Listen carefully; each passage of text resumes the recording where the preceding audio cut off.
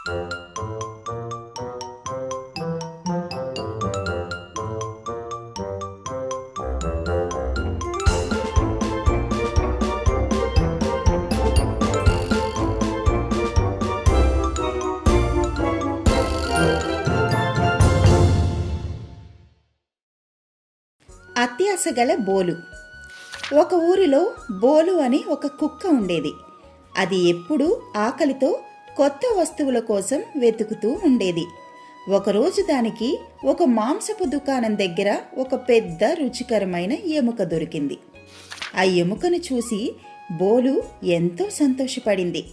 అబ్బా, ఈరోజు నాకు అద్భుతమైన విందు దొరికింది అని మనసులో అనుకుంది. ఆ ఎముకను ఎవ్వరికీ ఇవ్వకూడదని బోలు నిర్ణయించుకుంది. బోలు ఆ ఎముకను ప్రశాంతంగా కూర్చొని తినాలని అనుకుంది. అందుకే ఆ ఎముకను నోటితో పట్టుకొని తన ఇంటి వైపు వేగంగా పరిగెత్తసాగింది. ఇంటికి వెళ్ళే దారిలో ఒక చిన్న నది ఉంది. ఆ నదిని దాటటానికి ఒక పాత చెక్క వంతెన ఉంది. బోలు మెల్లగా ఆ వంతెన మీద నడవటం ప్రారంభించింది.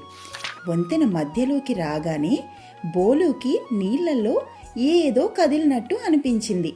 అది ఏంటో చూడాలని బోలు ఆగి నది నీళ్లలోకి తొంగి చూసింది. నీళ్లలో బోలుకి ఇంకొక కుక్క కనిపించింది. ఆ కుక్క నోటిలో కూడా ఒక పెద్ద ఎముక ఉంది. నిజానికి అది నీళ్లలో కనిపిస్తున్న బోలు ప్రతిబింబమే. కానీ బోలుకి అది తెలియదు. ఆ రెండో కుక్క దగ్గర ఉన్న ఎముక తన దానికంటే పెద్దదిగా బోలుకి అనిపించింది. ఆ ఎముక కూడా నాకు దొరికితే ఎంత బాగుంటుందో అని బోలు అత్యాశపడింది. ఆ కుక్కను భయపెట్టి దాని దగ్గర ఉన్న ఎముకను కూడా లాక్కోవాలని బోలు అనుకుంది. అందుకే గట్టిగా మొరగాలని నిర్ణయించుకుంది. బోలు గట్టిగా బౌ బౌ అని మొరిగింది. అంతే, తను మొరగటానికి నోరు తెరవగానే తన నోటిలో ఉన్న ఎముక జారి నది నీళ్లలో టపాక్మని పడిపోయింది. తన ఎముక నీళ్లలో మునిగిపోవటంతో బోలు విచారించింది. అత్యాశ వల్ల ఉన్న ఎముకను కూడా పోగొట్టుకున్నానని దానికి అర్థమైంది. అప్పటి నుండి బోలు ఉన్నదానితో తృప్తి చెందటం నేర్చుకుంది.